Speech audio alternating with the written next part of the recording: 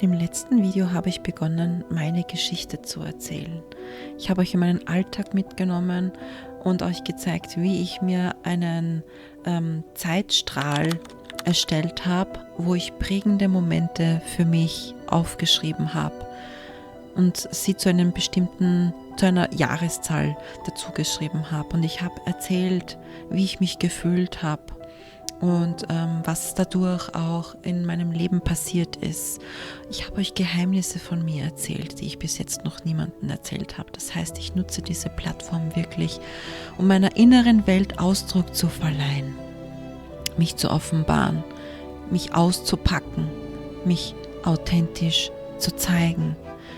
Nicht wie ich aussehe, sondern wie es in mir drinnen aussieht. Und bevor wir bei meinem Zeitstrahl weitermachen, wenn ihr euch erinnert, wir sind im Jahr 2013 stehen geblieben.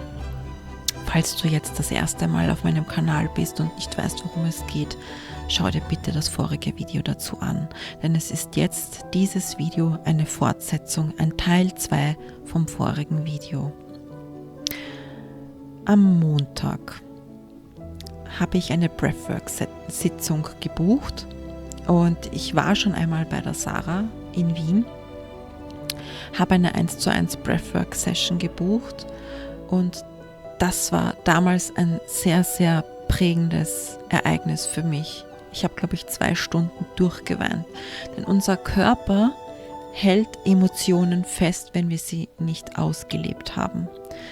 Ihr kennt das bestimmt. Es waren traumatische Situationen und Erlebnisse in eurem Leben und in diesem Moment haben sie euch überwältigt. Und um nicht überfordert zu sein, in diesem Moment von diesen Emotionen habt ihr sie in eine Kiste gepackt. Und wenn man das dann als Muster für sich anwendet und das immer wieder in eine Kiste packt, die verschwindet nicht. Zwar in diesem Moment, aber sie bleibt in euch drinnen. Und es stapelt sich. Und beim ersten Mal, wo ich diese Breathwork-Sitzung gebucht habe, die Sarah hat übrigens eine sehr, sehr einladende und öffnende Aura, wie ich es bis jetzt bei noch keinem Menschen erlebt habe. Ich bin in ihrer Nähe und ich komme sofort in einen Redefluss über emotionale Tiefen, über prägende Momente, über Schmerz, über sehr traumatische Erlebnisse und bei ihr habe ich immer so quasi, als wäre der Korken geplatzt. Ja? Also das war jetzt das 2. Mal, dass ich bei ihr war und Breathwork ist eine Atemtechnik. Man verbindet mit dieser Atemtechnik das Bewusstsein mit dem Unterbewusstsein. Und sie hat das total spannend erklärt, dass wir im Alltag von unserem präfrontalen Kortex eigentlich mehr dominiert werden. Das ist unser Frontallappen, der vordere Teil unseres Gehirns, der sich hinter der Stirn befindet, der mehr für das rationale Denken verantwortlich ist, für das Strukturieren, ja, für das ego-basierte Handeln, ja, also mehr rational, ja, mehr organisieren, strukturieren und weniger fühlen. Und was jetzt nun diese Atemtechnik macht, ist, dass es quasi dieses System lahmlegt ein bisschen und mehr mit dem limbischen System verbindet, mehr das limbische System aktiviert. Das heißt, wir können dadurch mehr auf unsere emotionalen Tiefen zugreifen und auf das, was wir jahrelang in uns gestapelt haben, was wir weggesperrt haben, können wir unterbewusst öffnen. Durch diese Atemtechnik schafft es der Körper, darauf zuzugreifen. Und ich habe in dieser Sitzung euch mitgenommen, um euch zu zeigen, was da gemacht wird in einer 1:1 Session. Es waren ungefähr 2 Stunden, die wir da miteinander verbracht haben. Und man kann es anhand meines Bauches sehr gut erkennen, dass ich manchmal, dass mein Körper das gemacht hat, dass er mal schneller geatmet hat, mehr so, dass es aussieht wie eine Schnappatmung, ja. Und dass sich da dann was gelöst hat. Es gab, glaube ich, 3 Momente, wo ich auf einmal angefangen habe zu weinen. Das ist, wie gesagt, das macht der Körper dann automatisch. Ja? Ich konzentriere mich einfach nur auf den Atem und ich sehe dabei Bilder und ich merke, wie plötzlich Emotionen hochkommen. Und ich habe während dieser Sitzung angefangen, intuitiv meinen Bauch zu streicheln, weil dort eine ziemliche Enge entstanden ist. Und am Anfang der Breathwork-Session hat sie gesagt, wir werden einen Ankerpunkt setzen. Sie hat mich dann gefragt, wo fühlt es sich am sichersten in meinem Körper an? Und für mich war es der untere Bauch, der Bauchraum, der sich sehr wohl gefühlt hat, öffnend gefühlt hat, einladend und weit gefühlt hat. Und ich habe so in meinem inneren Auge gesehen, dass dort so eine Art Leuchtkreis sich gebildet hat. Ja, also ich habe einen Leuchtkreis gesehen in meinem unteren Bauch. Und am Ende dieser Sitzung, bei mir ging es darum, ich wollte, wie gesagt, ich habe gespürt, dass da alte Emotionen noch in meinem Körper feststecken und diese mich auf meinem weiteren Weg blockieren. Das habe ich intuitiv gefühlt, deswegen bin ich zu Sarah gegangen. Und mein Ziel war es in dieser Sitzung, diese alten Emotionen zu lösen, damit ich freier in meinen neuen Lebensabschnitt gehen kann. Und ich hatte etwas Angst davor, weil meine erste Sitzung so dramatisch war, mit viel, viel Weinen, und ich hatte danach mehrere Tage Migräne. Also es hat mich ziemlich mitgenommen, die erste Sitzung, und deswegen hatte ich etwas Respekt davor und habe versucht, trotzdem offen zu bleiben, weil es ist nicht nur so, dass der Körper Trauma speichert, sondern es kann auch aktivierend sein, und das ist das, was ich erlebt habe. Ein Teil hat sich gelöst durch mehrere emotionale Ausbrüche. Der Körper hat das rausgelassen durch lautem Atem und durch Tränen, wo ich auch gemerkt habe, da ist eine Enge plötzlich in meinem Körper entstanden. Körper war es bereit zu lösen, aber es war für mich auch eine freudvolle Aktivierung. Ich habe gespürt in dieser Sitzung, wie viel Freude und Leichtigkeit schon da ist, was ich gar nicht bewusst wahrgenommen habe, und das ist in dieser Breathwork-Sitzung aufgekommen in mir, und ich habe dann, nachdem der Körper diesen alten Schmerz losgelassen hat, nur noch gelächelt, und ich habe gesehen, wie sich die kleine Nicole mit der großen Nicole verbunden hat. Da war ein Moment, wo ich auf einmal wieder in der Schule war. Ich war 8, 9 Jahre alt, und ich gehe als erwachsene Nicole zu dieser kleinen Nicole, die dort traurig sitzt, und sie sagt zu mir: Schön, dass du da bist. Und ich sage zu ihr: Entschuldige, dass es so lange gedauert hat. Und dann sind wir Hand in Hand der Sonne entgegengegangen. Und der Himmel hat so hell geleuchtet, dass man nur Sonnenlicht gesehen hat. Und am Ende dieser Sitzung habe ich gesehen, wie dieser Leuchtkreis viel, viel heller und stärker geleuchtet hat. Und ich habe mich ja in den letzten Jahren sehr, sehr viel mit den spirituellen Werkzeugen beschäftigt, weil es mich interessiert hat. Und ich habe deswegen mich schon mit den Chakren ausgekannt und habe gewusst, okay, das war eine Sakralchakra-Aktivierung, weil das war in meinem unteren Bauch, dort wo das Sakralchakra sitzt. Es hat in einem Sonnengelb-Orange geleuchtet, und das ist genau die Farbe des Sakralchakras. Und während ich der Sarah das erzählt habe beim Aufwachen, ist mir sofort intuitiv dieses Wissen freigesetzt worden. Das war eine Sakralchakra-Aktivierung, weil der Leuchtkreis in meinem Unterbauch plötzlich 3-mal so hell und stark geleuchtet hat. Es war für mich deswegen eine sehr, sehr magische Sitzung dieses Mal, eine sehr freudige Sitzung und eine sehr stärkende Sitzung. Die Sarah hat das wirklich super gemacht. Sie hat mich zwischendurch auch angeleitet, zum Beispiel Selbstzweifel loslassen, ja, limitierende Glaubenssätze loslassen und Vertrauen in mich selbst und in meine Fähigkeiten aktivieren. Und ich bin am nächsten Tag aufgestanden und habe mich gefühlt wie ein komplett neuer Mensch. Ich habe mich so stark gefühlt wie noch nie zuvor, so viel Selbstvertrauen in mir verspürt wie noch nie zuvor, denn in den Jahren davor bin ich mir selbst immer im Weg gestanden. Ich habe mich selbst sabotiert, weil ich immer diesen Glaubenssatz in mir getragen habe, ich bin nicht gut genug. Und das hat mich immer wieder abbrechen lassen, egal was ich für mich entdeckt habe, wo ich mir gedacht habe, das ist das eine, was jetzt mich ausmacht, was ich in die Welt hinaus tragen möchte. Denn ich wusste schon immer, ich habe es immer in mir gespürt, da wartet noch etwas Größeres auf mich. Das war es noch nicht. Ich bin nicht gemacht für einen 9-to-5-Job. Das wusste ich schon immer. Und deswegen war ich so viele Jahre auf der Suche nach der einen Sache, wo ich sage, da bin ich ein Experte und das lebe ich aus, ja. Und ich habe immer wieder abgebrochen, weil ich immer wieder vor dieser Mauer gestanden bin. Ich bin nicht gut genug. Und ich hatte kein Vertrauen in mich und in meine Fähigkeiten und mein Selbstwert war sowieso ganz, ganz niedrig. Und jetzt kommen wir zurück zu meinem Zeitstreifen. Wir sind im Jahr 2013. Meine Mutter habe ich in diesem Jahr an Krebs verloren. Ich habe sie begleitet am Sterbebett. Sie war palliativ im Spital. Wurde sie noch betreut. Es war klar, dass das unheilbar ist. Der Krebs hatte so weit gestreut. Er war bereits in den Knochen und die Knochen haben sich zersetzt. Er hat die Lunge angegriffen, also hat komplett gestreut. Es war leider operativ nicht zu entfernen. 4 Chemotherapien haben leider nicht den erwünschten Effekt gebracht und sie ist mit 49 Jahren gestorben. Ich habe sie am Sterbebett begleitet und das war die Zeit, wo ich erstens in die toxischste Beziehung reingeschlittert bin, die ich jemals erlebt habe, die mich komplett zerstört hat. Aber auch, dass ich exzessiv mit Sport begonnen habe und dort dann meinen Bandscheibenvorfall erlebt habe mit 23 Jahren, weil ich meinem Körper keine Ruhe gegeben habe. Ich habe keine Regenerationsphase zugelassen. Ich habe jeden Tag mehrere Stunden Sport gemacht, wirklich sehr viel trainiert. Ich wollte bei Meisterschaften teilnehmen. Und ich bin sehr mit Akrobatik in Berührung gekommen, mit Luft- und Bodenakrobatik, ja.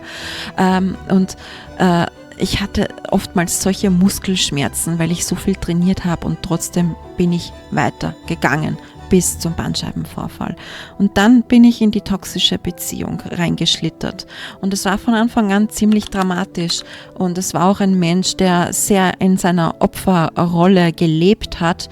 Und ich hatte aber immer Mitleid. Ich habe mir gedacht, nein, ich will nicht so ein Mensch sein, der jemanden abstempelt, weil er wenig hat, weil er wenig zu bieten hat. Ich wollte immer die sein, die irgendwie alle rettet und diejenige ist, die Rücksicht nimmt, ja. Und so habe ich das Ganze irgendwie weiter forciert, weiter durchgehalten, obwohl es von Anfang an richtig, richtig schwierig war mit immer on-off, weil wir immer wieder gestritten haben. Und als meine Mutter gestorben ist, habe ich ihre Wohnung übernommen. Das heißt, ich habe meine damalige Wohnung aufgegeben und bin in ihre Wohnung gezogen.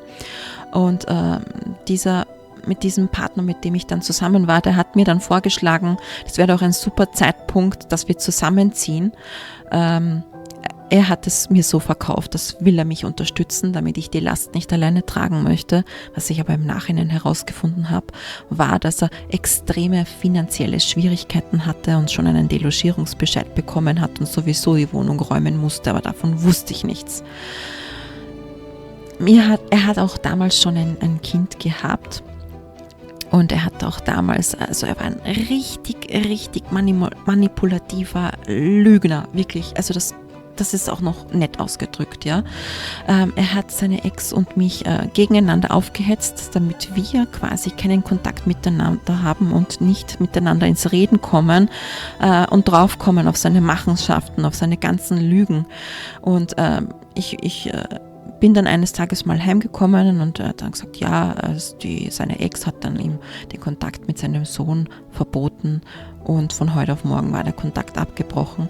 Wir waren 10 Jahre zusammen, wir haben 3 gemeinsame Kinder und in dieser Zeit, das war durch meinen geringen Selbstwert, ja, müsst ihr euch vorstellen, ich wurde so oft gefragt, naja, du hast das ja so lange mit ihm ausgehalten, er kann doch nicht immer dich so schlecht behandelt haben. Nein, es war natürlich nicht permanent, aber wenn man einen so geringen Selbstwert hat, so geringes Selbstvertrauen in sich und seine Fähigkeiten hat, dann müsst ihr euch vorstellen, man glaubt, man muss sich damit zufrieden geben. Das ist schon das Beste, was man vom Leben erwarten kann. Man findet nichts Besseres.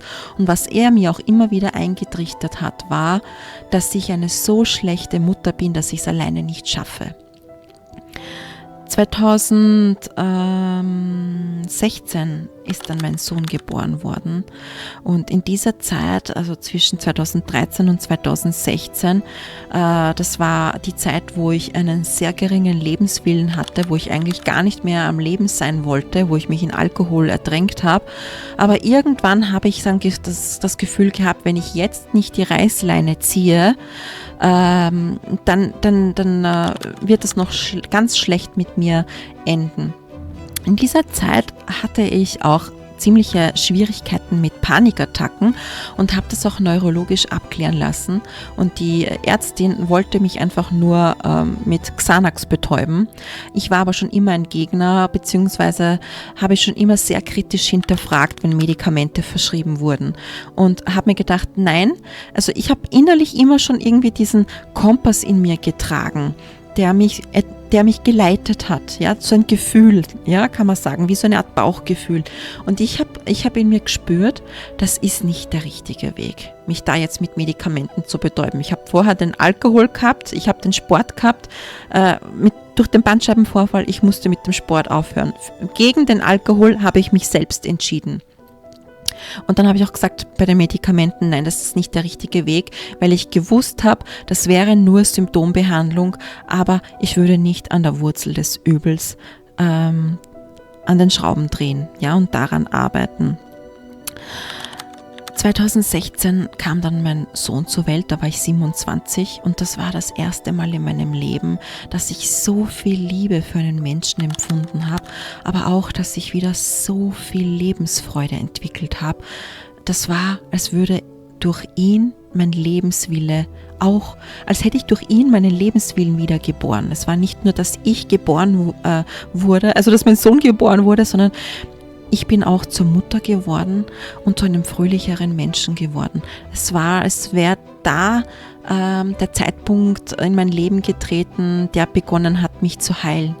Den Tod meiner Mutter zu verarbeiten und da nicht mehr in dieser Trauer zu sein und da keinen Sinn mehr im Leben zu sehen, sondern ich hatte plötzlich einen Sinn, nämlich für dieses kleine Wesen so viel bedingungslose Liebe zu empfinden und ihn zu beschützen, ihn großzuziehen. Das war ab da der Sinn meines Lebens und ich habe für ihn so viel Liebe empfunden. Das könnt ihr euch nicht vorstellen. Es hat mich so gerettet.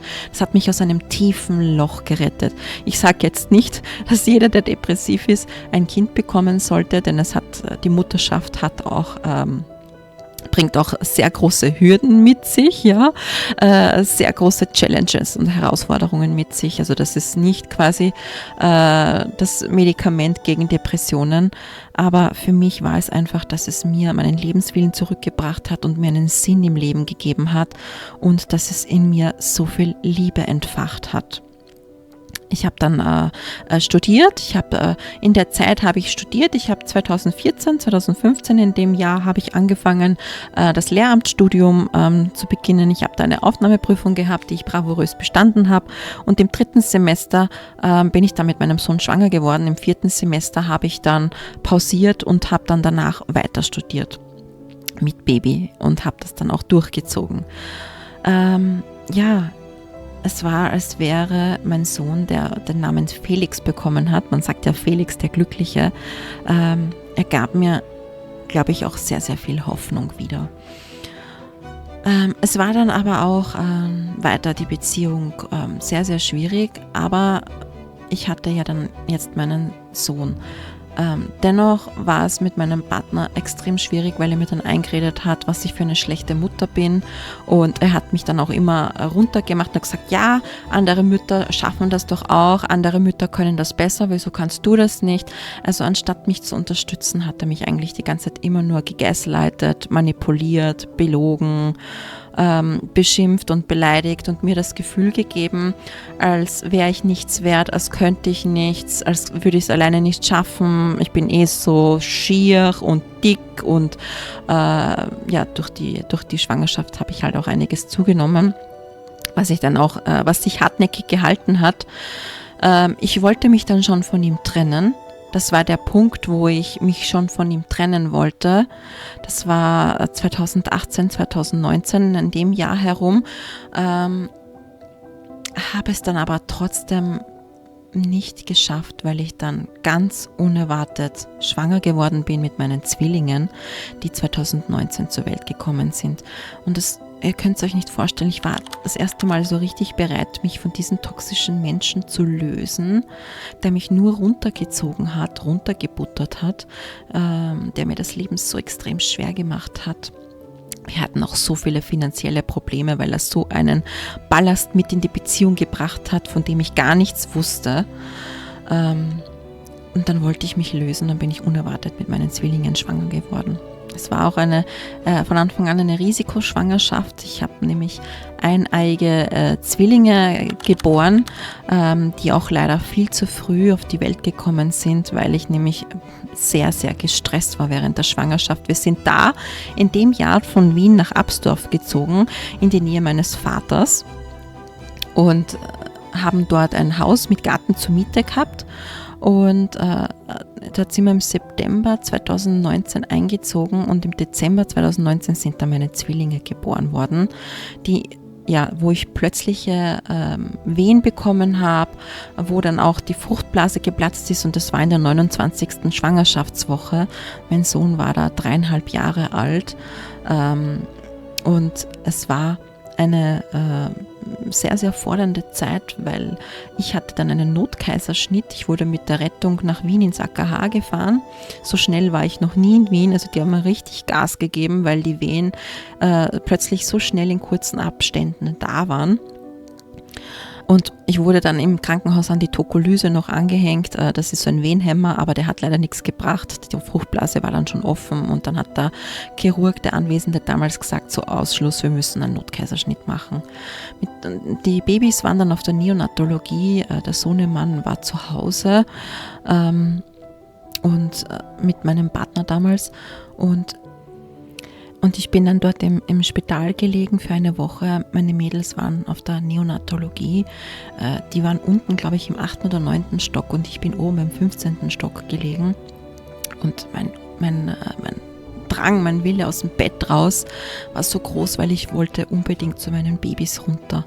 Also habe ich mich zum Rollstuhl gehievt mit aller Kraft, ja, mit Schmerzen, und bin da so oft und so lange ich konnte zu meinen Babys runtergefahren, habe abgepumpt, damit ich wenigstens ihnen die Nährstoffe durch die Muttermilch geben konnte. Ich habe gedacht, das ist das Mindeste, was ich machen kann, um ihren schwierigen Start ins Leben so best wie möglich zu unterstützen.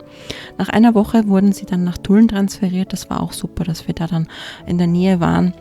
Dann war es nicht so weit weg, aber da begann auch eine sehr schwierige Zeit, denn ich musste dann mit einem frischen Kaiserschnitt dann jeden Tag ins Spital nach Tulln fahren, um meine Babys dort auf der Neonatologie zu besuchen. Die sind dort noch 6,5 Wochen gelegen und wurden aufgepäppelt. Zum Glück hatten sie keine gesundheitlichen Defizite. Sie haben halt alles bekommen, was sie gebraucht haben, und sind im Inkubator gelegen und wurden dort mit hochkalorischer Babynahrung aufgepäppelt. Und ja, wo sie dann quasi in der 36. Woche gewesen wären, durfte ich sie mit nach Hause nehmen. Es ist nämlich, das sind die 1A-Zwillinge. Meine beiden Mädels sind genauso Kämpferinnen, wie ich es bin. Dann sind wir nach Hause gekommen, und kurz darauf, es war dann Ende Jänner 2020, kurz darauf ist dann da ist gerade eben die Corona-Pandemie ausgebrochen, und kurz darauf war eben dann der Lockdown. Und was ich da dann für Struggles erlebt habe mit meinen Kindern, mit frischem Kaiserschnitt, plötzlich als Dreifach-Mama, Corona und Lockdown, und mit meinem toxischen Partner, den ich noch immer im Gepäck hatte, sage ich jetzt einmal so, das werde ich dann ins nächste Video packen. Es ist noch eine lange Reise bis jetzt. Wir befinden uns 2020, also wir haben noch einiges vor uns, und ich habe mir gedacht, ich öffne hier einen Raum für mich, um meinem inneren Ausdruck zu verleihen. Ich hatte so viele Struggles, so viele Kämpfe, in denen ich mich alleine gefühlt habe, in denen ich diese stillen Kämpfe, von denen niemand wusste, durchlebt habe und sie fast nicht geschafft hätte. Fast hätte mich dieser Kampf zum Aufgeben gebracht, und in der letzten Zeit habe ich immer öfter diesen Ruf in mir, ich möchte einen Raum öffnen, wo Menschen sich gehalten fühlen und mir vertrauen, dass ich ihnen zuhöre, ich ihnen ein Ohr schenke. Ja?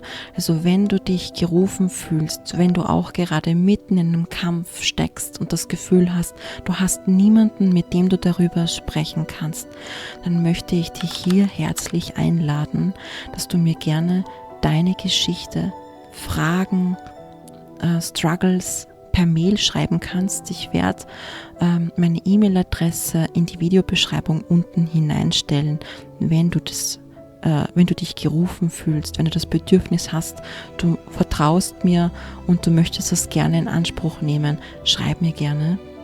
Ich werde das ganz anonymisiert behandeln, ich werde deinen Namen nicht nennen und ich denke, wenn jeder das Gefühl hat, er hat einen Menschen, bei dem er sich öffnen kann, mit dem er reden kann, von dem er vielleicht sogar Ratschläge erhalten kann, der selbst schon durch so dunkle, schwierige Zeiten gegangen ist, ja, dann können wir hier eine Plattform aufbauen, wo niemand alleine sein muss, sich niemand alleine fühlen muss und wo wir von unseren Struggles lernen können. Ich werde niemals deinen Namen nennen, sei gewiss, ich werde das immer sehr achtsam, behutsam und vertrauensvoll damit umgehen und wenn ich es erwähnen sollte, dann nur als Ratschlag, aber niemals deinen Namen, sondern immer anonymisiert, ja. Also ich lasse das jetzt einfach hier mal im Raum stehen, wer das nutzen möchte, bitte gerne. Und ich werde das, glaube ich, in den nächsten Videos immer wieder anbieten und erwähnen und so nach und nach eine Plattform und einen Raum öffnen, wo wir gemeinsam wachsen können.